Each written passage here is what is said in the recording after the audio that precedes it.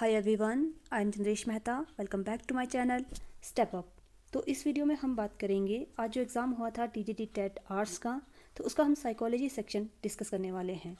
तो मैं आपको एग्जैक्टली ये भी नहीं कहूँगी कि जितने भी मैं आपको आंसर बताऊँगी वो एज इट इज़ रहेंगे, बिकॉज साइकोलॉजी आपको एक ऐसा सेक्शन रहता है जो फैक्चुअल क्वेश्चन कम या फिर हम कह सकते हैं कि पेडागोजिकल बेस्ड क्वेश्चन ज़्यादा होते हैं, जिसके जो आंसर होते हैं वो वेरी कर सकते हैं। तो चलिए शुरू करते हैं with first question, that is 16 PF test is used for measurement of creativity, interest, personality या motivation। तो ये बिल्कुल फैक्चुअल क्वेश्चन है। इसका जो राइट आंसर है वो है पर्सनैलिटी, क्योंकि ये 16 पर्सनैलिटी फैक्टर है which is given by Raymond B Cattell. तो नेक्स्ट क्वेश्चन है, who developed thematic appreciation test.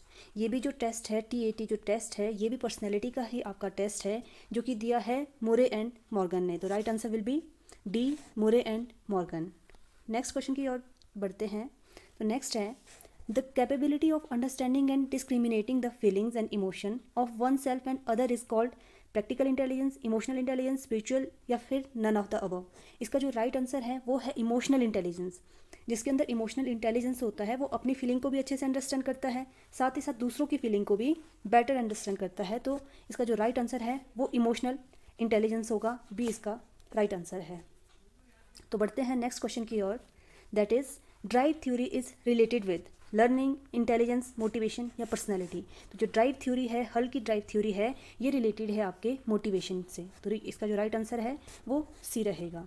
Next question की ओर बढ़ते हैं, which factor is important in human development. अब ह्यूमन डेवलपमेंट के लिए इनमें से कौन सा फैक्टर रिस्पॉन्सिबल है, तो हम डिस्कस भी करते हैं। D will be equal to H multiply by E। तो इसका मतलब है डेवलपमेंट रिलेटेड है आपका, या फिर हम कह सकते हैं कि डेवलपमेंट फंक्शन है आपका heredity into environment.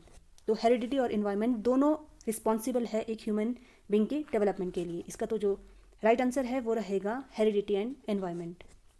Next question की ओर बढ़ते हैं। नेक्स्ट है, mental structure that guides social and cognition is called impression, prejudice, schema या नन ऑफ द अबव।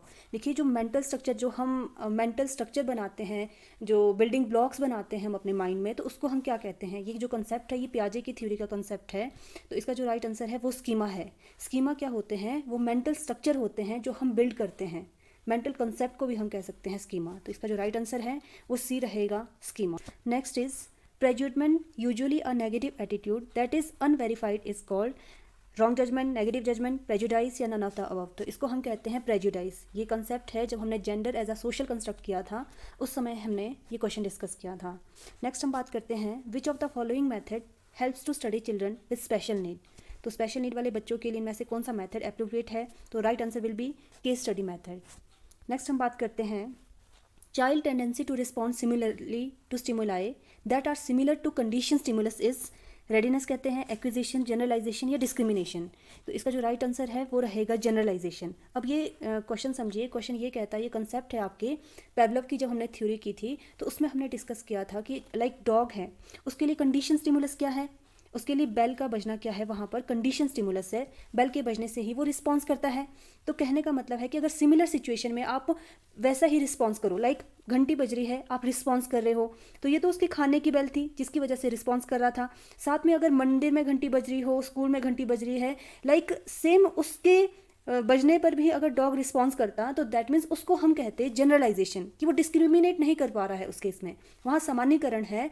तो इसका जो राइट आंसर है वो जनरलाइजेशन होगा।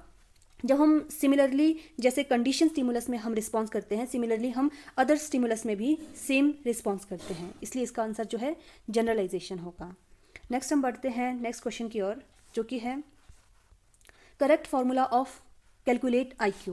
अब IQ को हम किस तरह से मेजर करते हैं, इंटेलिजेंट क्वेश्चन जो होता है उसका जो सही फॉर्मूला होता है वो है mental age upon chronological age multiply by 100। जहाँ पे मेंटल एज क्या होती है आपकी, जहाँ पर आप इंटेलेक्चुअली परफॉर्म करते हैं, और क्रोनोलॉजिकल एज क्या होती है, जो आपकी एक्चुअल एज होती है। इसलिए जो सही फॉर्मूला है वो है mental age upon chronological age multiply by 100। तो right answer will be B. Next की ओर बढ़ते हैं। Next is students of disadvantages group should be taught along with the normal students. It implies, जो डिसएडवांटेजेस ग्रुप के बच्चे हैं उनको नॉर्मल ग्रुप के साथ पढ़ाना चाहिए। इसको हम क्या कहते हैं, special education, integrated education, exclusive education या इंक्लूसिव एजुकेशन। तो ये कंसेप्ट है आपके इंक्लूसिव एजुकेशन का, जहाँ पर हमें नॉर्मल बच्चे प्लस जो स्पेशल चाइल्ड है या डिसएडवांटेजेस चाइल्ड है उसको एक साथ शिक्षा देनी है। तो ये है राइट आंसर, इंक्लूसिव एजुकेशन।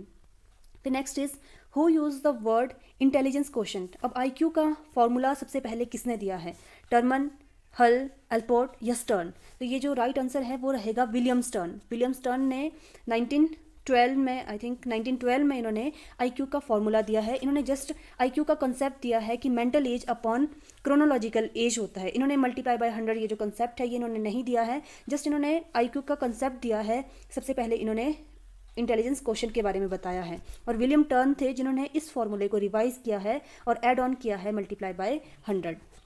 तो इसका जो राइट आंसर है वो रहेगा विलियम स्टर्न, क्योंकि इन्होंने जो है फर्स्ट टाइम इंटेलिजेंस क्वोशंट को इंट्रोड्यूस किया था। तो बढ़ते हैं नेक्स्ट क्वेश्चन की ओर। नेक्स्ट है मीनिंग ऑफ गेस्टोल्टिज्म। अब गेस्टोल्टिज्म का मीनिंग जब मैंने थ्योरीज करवाई थी, गेस्टोल्टिज्म स्कूल ऑफ थॉट करवाया था, उसमें बिल्कुल अच्छे से हमने किया है। जिसने भी वीडियोस नहीं देखी है तो मैंने 60 वीडियोस बनाई है जो कि इंक्लूड करती है आपके पूरे CDP सेक्शन को, child development and pedagogy section को। आप विजिट कर सकते हो, आप देख सकते हो, मैंने सभी जो कंटेंट है उसकी वीडियोज़ अपलोड की है। तो इनमें से जो गेस्टोल्टिज्म है उसका मीनिंग क्या है, as a whole, as a change behaviour या मशीन। तो इनमें से जो गेस्टोल्ट का मीनिंग है वो होता है एज अ होल, और जो फादर माना जाता है गेस्टोल्टिज्म के वो मैक्स वर्दीमियर को माना जाता है। इनके अकॉर्डिंग क्या है, प्रॉब्लम को हमें एज अ होल परसीव करना चाहिए। तो राइट आंसर क्या है इसका, 13 का है A।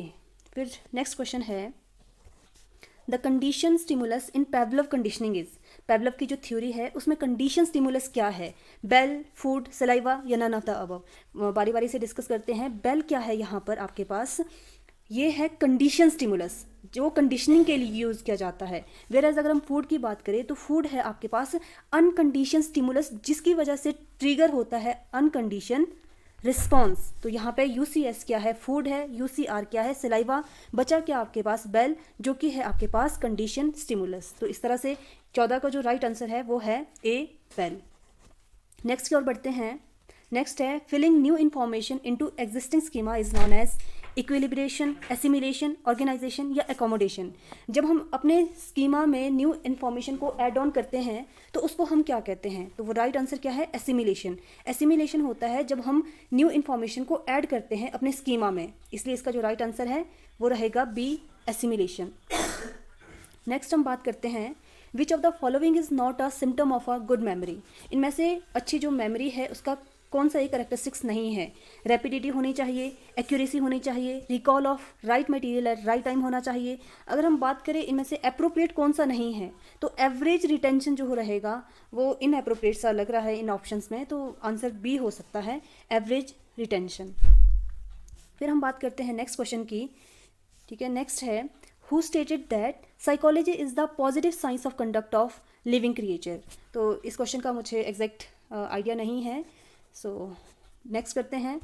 नेक्स्ट क्वेश्चन है विच of the following is not a type of positive transfer of learning. अब पॉजिटिव ट्रांसफर ऑफ लर्निंग क्या होता है, जहाँ पर हम एक सिचुएशन में जो सीखा हुआ ज्ञान है उसको हम अप्लाई करते हैं दूसरी सिचुएशन में, तो वो इनमें से कौन सा ऑप्शन नहीं है। तो लेटरल ट्रांसफर में भी करते हैं, सिक्वेंशियल ट्रांसफर में भी करते हैं, हॉरिजेंटल ट्रांसफर ऑफ लर्निंग में भी करते हैं। जो राइट आंसर है इसका वो है जीरो ट्रांसफर ऑफ लर्निंग। क्यों, यहाँ पे क्या होता है ना, आपका जो एक सिचुएशन में सीखा हुआ ज्ञान है दूसरे में फैसिलिटेट होता है, ना ही आपके हिंडर पैदा करता है।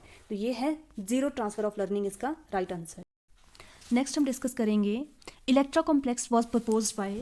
तो जो राइट आंसर है वो है कार्ल जुंग। अब इलेक्ट्रा कॉम्प्लेक्स क्या होता है, जहाँ पर जो गर्ल चाइल्ड है उसका अट्रैक्शन अपने फादर की तरफ ज़्यादा होता है। तो ये जो टर्म है ये प्रपोज की है कार्ल जुंग ने। नेक्स्ट है विच of the following is most essential component of experimental method. तो इसका जो मुझे राइट आंसर लग रहा है वो B है, but I am not sure about this answer. Next हम बात करते हैं which method is not a projective method for personality measurement. तो सबसे पहले हम देखेंगे प्रोजेक्टिव टेक्निक कौन कौन सी है पर्सनैलिटी मेजरमेंट की। तो टैट है, thematic appreciation test, Rorschach inkblot test और सेंटेंस कंप्लीशन टेस्ट। ये है projective technique for measuring personality. जो नहीं है इनमें से वो है क्वेश्चनायर टेक्निक। तो right answer will be C। Next है who propagated two factor theory of personality. देखिए पर्सनैलिटी है ना कि इंटेलिजेंस। अगर इंटेलिजेंस होता तो चार्ल्स स्पीयरमैन की टू फैक्टर थ्योरी है पर्सनैलिटी नहीं सॉरी इंटेलिजेंस की, जो कि जी फैक्टर और एस फैक्टर की बात करते हैं। लेकिन क्वेश्चन है पर्सनैलिटी की टू फैक्टर थ्योरी कौन कौन सी है, इनमें से कौन किसने दी है, तो वो दी है आइजेंक्स ने। आइजेंक की है to factor theory of personality, जो कि एक्सट्रोवर्जन वर्सेस इंट्रोवर्जन या न्यूरोटिसिज्म वर्सेस स्टेबिलिटी के बारे में बात करते हैं। तो राइट आंसर क्या है 23rd का, आइजेंक्स।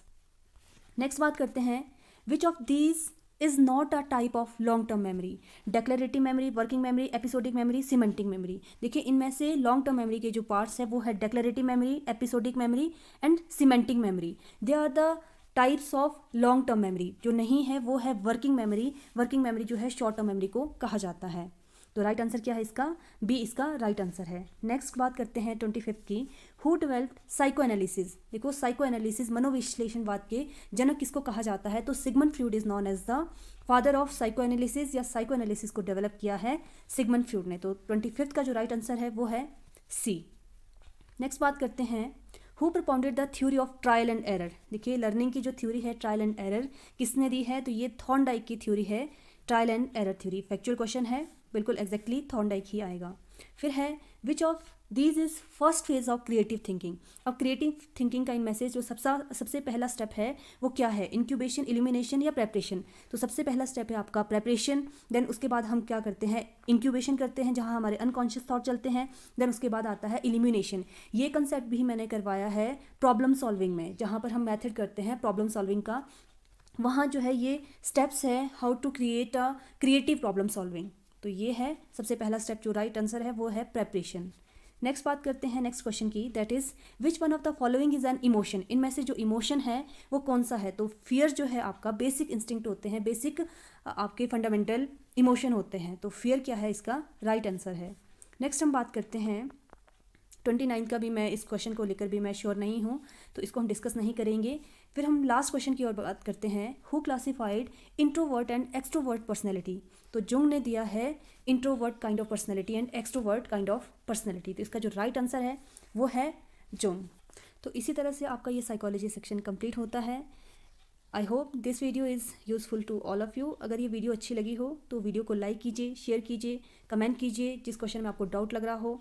So thanks for watching Step Up. Stay connected.